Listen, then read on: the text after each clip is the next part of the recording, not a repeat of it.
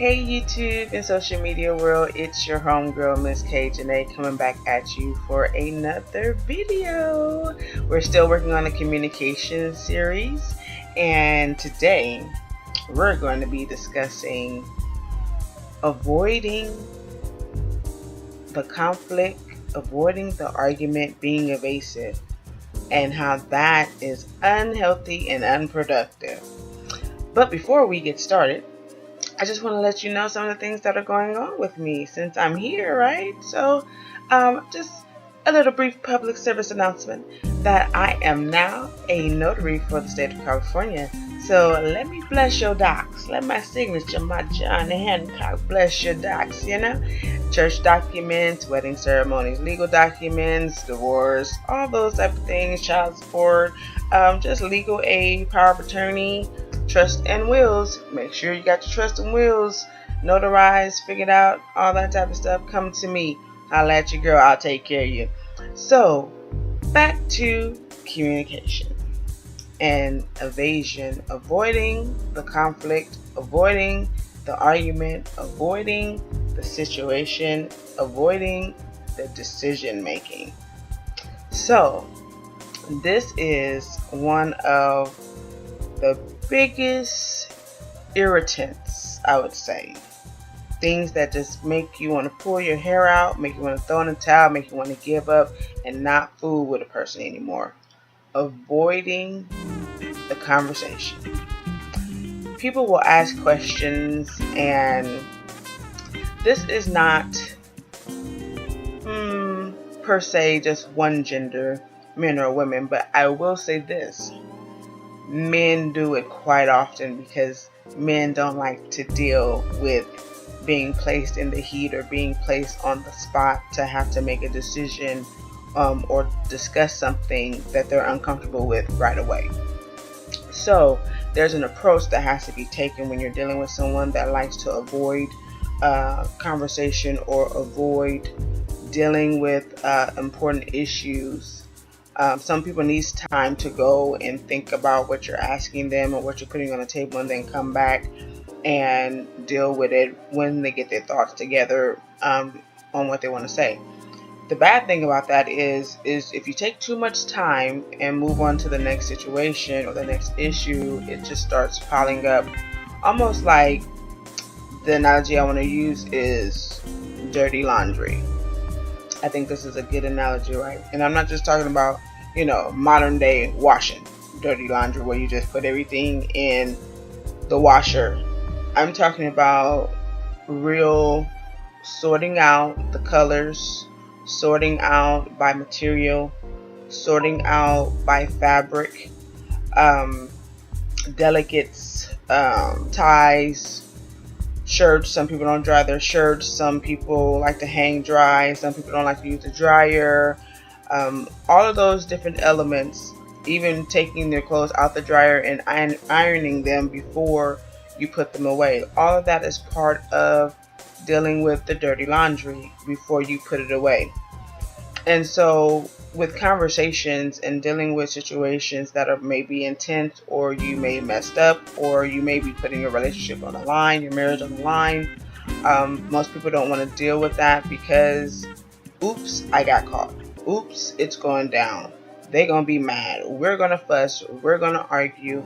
But you didn't avoid the situation that caused the disagreement or the argument. So that goes back to what? Childlike behavior. Am I calling you a kid? No. But what I am saying, think about it when you're a little kid and you get in trouble from someone of authority.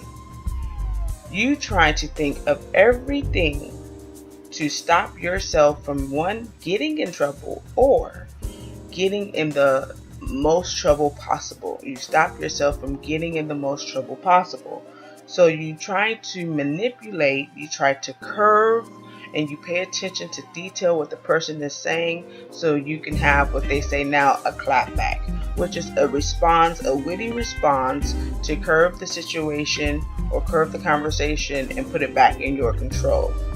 That is manipulation, and you will find that once someone connects with other people that know that type of behavior and get invested in regards to pouring the knowledge into them, then your tactics doesn't work anymore, which means that you become the laughing stock, you become the fool, and what you're trying to do boomerangs back into your corner. And so then when situations arise and people have different knowledge or evidence, or they spoke to someone that gamed them up or gave them the knowledge that they need to deal with the situation, then you're wondering why your tactics of evasion is not working. So the best things to do is just deal with it. Once again, we're dealing with grown. We haven't even got to the sexy part yet. We have to break down the fallow ground with all of this grown stuff going on and how things happen in our life on today. So what you do is you take the time to figure out. Hold on, my son is calling me while I'm recording. Yes, son, I'm recording. Let me get back to you. So what ends up happening is, once you know that you're in that situation, you take the time to figure out how to approach the situation with the person. You know that they're going to be upset. You know that they're not going to like what you have to say. You know that you may hurt their feelings. You know that you may see them shed some tears. You know that they may say some hurtful things back to you because they are hurt and trying to understand and process why did you not just put them, but you put the both of you, which you consider us, in this situation or confrontation. And sometimes it's hard to bounce back from that. Sometimes you can't even bounce back from that. And the more that you avoid the conversation and avoid dealing with talking about it and finding a resolution, you put your relationships in danger. People start not to trust you. People even start not to like you. People don't want to be around you. People wish they never met you. All the things that you brought to the table begins to seem unworth it. You wasted my time, and all of it is because you're not dealing with the situation as an adult and communicating and conversating with this person to just put your faults on the table. And the bad thing about it, a lot of times people will forgive you, especially women. We will forgive a man, and folks be like, girl, are you crazy? Have you lost your mind? But love will do that. It causes forgiveness, but you can't forgive someone that is not even pure about themselves, that doesn't even recognize or accept that part. Acceptance. Don't even accept the fact that they're doing this, and so you call them out on it like, hey, I see you. That's not even cool. You need to stop that. Like, don't insult me. Don't think that you can just maneuver and walk around a situation or walk over my feelings or even step on them just for your comfortability, and I'm supposed to be here with you. You cannot do that, and you will find, especially with women, we will shut down on you. Me and y'all think y'all shut down is something. No. See, when women shut down, women are on their way out. And it doesn't have to be on their way out to another man or someone else. It's on their way out just from fooling with you. And then men get to the point where, you'd be like, well, I just should have just been real. I just should have just told her. Or I just shouldn't have not did it. Or I should have just explained, And that's the thing. People usually, because, women do it too. Women avoid a lot of things too. But it's the subjects or topics of what you avoid are a little bit different, but sometimes they intertwine into the same stuff, and women avoid stuff too, and men will get frustrated with them, and then men will just shut down and move on. But women, when things are getting avoided with us, we begin to panic. It messes with our mental state. We begin to do things that are kind of general women stuff, but just stuff that women try to avoid because you're not trying to be that woman. So the best things to do is just to face it, own it, be responsible, Be accountable. You know, acknowledge you're wrong. Right your wrong and correct it. At least see if it can be corrected. But give the person that you're with the respect that they deserve, and don't treat them like somebody off the street or somebody you don't know or somebody you don't have feelings for. One thing that my father taught me was that, and taught us, me and my family and siblings in the home, that to have that much knowledge and for him to teach us the things to survive in the world, that we would never have to depend on anyone else, we could not use that against the people that were in our corner. You don't take your wit, you don't take your knowledge, you don't take your skill sets, even your spiritual gifts. You don't take that and use that against people that you love and against people that support you and people that are in your corner. And like they say, you don't bite the hand that feeds you. And another one, you don't burn bridges that you're going to need to cross.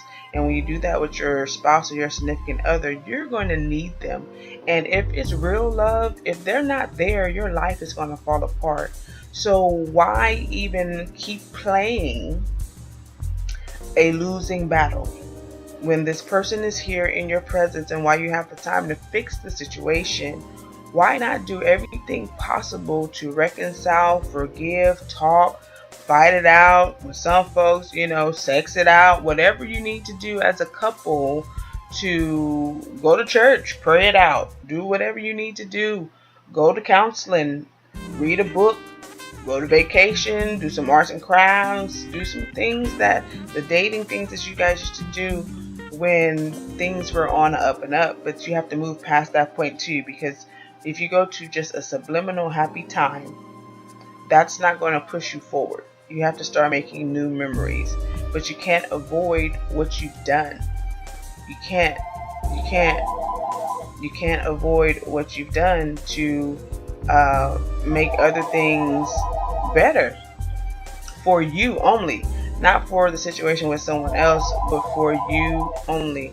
You cannot do stuff like that. And it gets real hectic when people try to just maneuver and think that a person is not paying attention to how they move, or to think that they can just, I got away with that. Oh yeah, well, I got away with that one. So then you go and you try something else to see if you can get away with it again. That's childlike behavior. That's like who stole the cookies out the cookie jar. And until you get caught, you're not going to stop. But then when you get caught, you're mad because you got caught. Not mad because you affected the person. Not mad because your life is getting ready to be destroyed. Not mad and not realizing that the person that you spent your time with and you love may not be there tomorrow. You're not mad about that. You're mad because you got caught. That's childlike behavior. Like, I'm going to keep stealing. I'm going to keep doing wrong until it's time to get reprimanded. Until it's time to get a whooping. And then you want to have a tantrum about getting caught. Childlike behavior that does not go well into adulthood. Whether it's you and your spouse, whether it's you and a job, whether it's you and your children, whether it's you and your spiritual life, or you just trying to progress in life. Those type of behaviors, when people do that, you'll find that you get so far and then the bottom falls out.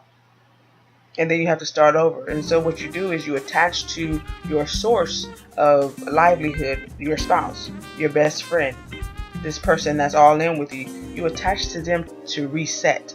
You cannot use them to reset your life when you mess it up. You can't avoid dealing with them until you need help, and then now you want to talk and have conversations. Well, at that point, the other person is shut down and don't want to deal with you like that. So then you mad like they tripping. No, what it is they found you out, they pulled your card, and you don't want to accept that someone sees you for who you are. But isn't that the whole point of being married? Isn't that the whole point of being committed to someone? Because they know you, they see you, you're actually the spitting mirror image of them, of yourself in them. That's how Christ does it. That's how God unifies. That's how He puts soulmates together. It's a spitting image of you in the weakness or the strengths that you lack. That's how you become a team. That's how this is your partner. That's how you can work together. That's how they can be the strength when you're weak. It's not all you all the time making it happen for y'all all the time. It's two becoming one. Two heads, two hearts connecting, becoming one. And if you cannot be the primary person to make good decisions and you avoid situations and easily distracted, you can't avoid your weaknesses. You can't. You want people to praise you for your strengths. But when it comes to your weaknesses and correction, then you have a problem with that. With the person that you love. That's not your best friend if your best friend can't correct you. That's not your best friend if your best friend can't tell you when you're messing up. You can't just accept the praise. You have to accept the correction, because that's what real love does. It supports, it loves, and it corrects. And you can't avoid those things, not if you want to be successful. So I just wanted to come on. I just woke up and I said, let me go ahead and just put this out here, because I've been wanting to do this one in regards to avoiding, which is a deep thing. So I may come on and piggyback on avoiding the issue and evasive behavior, because it's real important to just be honest, be real. There's no need to hide from the persons that love you the most and that really support you. So take the heat. And if you can't stand the heat, stay out the kitchen. Don't put yourself in fiery situations and you can't stand the heat. A lot of people act like they can until they really get into it. And then when they get into the heat, they crumble. Oops, you're caught.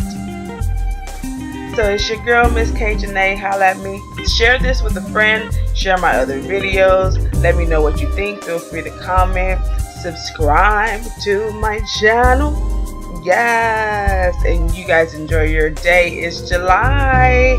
The month is going by. We're in a new month, a new year. It's almost over. So make it count. And whatever you do, keep it growing and sexy. Holla at your girl. Peace.